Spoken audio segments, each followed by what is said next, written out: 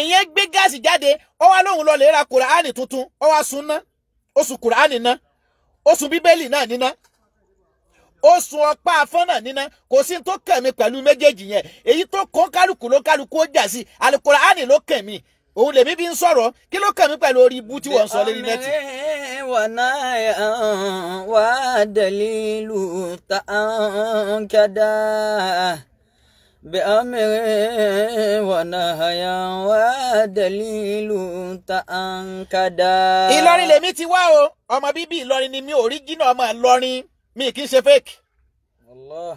ìtawà sì ń jẹ nílọrin làlùkùránì àwọn èèfà àlùkùránì ṣeré gbogbo bí a bá dẹ̀ tí tán bá ti tàbùkù àlùkùránì àbí wọ́n tàbùkù àwọn àlùfáà wa a máa dìde orí yìí burú ni. àlùkùránì kẹrìm àlùkùránì majid. Allah. àlùkùránì èsè kìí ṣe ń tẹ̀yàn lè máa mú ṣeré.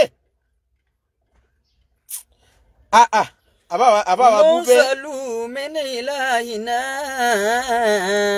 bàbá mi ṣe Ṣùbáìrù Tìjání ẹ̀ ní màpẹ́rẹ́ síbú. bi'amri wa nahya wa dalilu ta'ankada.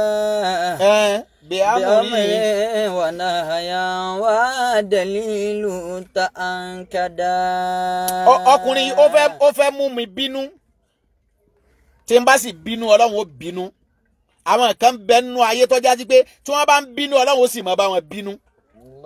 tó bá mú mi bínú sí ọ Ọlọ́run ó ṣe tó fẹ́ fún ọ lójijì.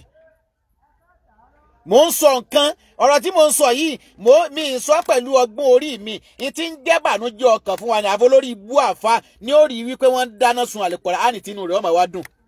La ilaha illallah. ẹ mọ iye èèyàn tó ti wá ṣáájú Ọlọ́run lára wa ni tó jásí pé akẹ́kọ̀ọ́ àwọn ọmọ kékeré ẹ̀ jòkólẹ̀ ọyá jòkólẹ̀ láàrin tásì àlùkùránì náà lásà fún wọn bùkátà wọn sì bíyá kùránì òun lólórí ibú kan wá gbé gáàsì síwájú ní wọ́n ń sun ná mo ti kọ́kọ́ ṣe fídíò lórí rẹ̀ lónìí kò tún wá kíní òun tún wá ń gbé mi nínú pé fídíò lè má tírẹ́dì bíi kéèyàn ṣe láìfù dàrẹ́tì ni mo fi pe àfa àwa búbe pé ká ṣe láìfù lórí ẹ̀.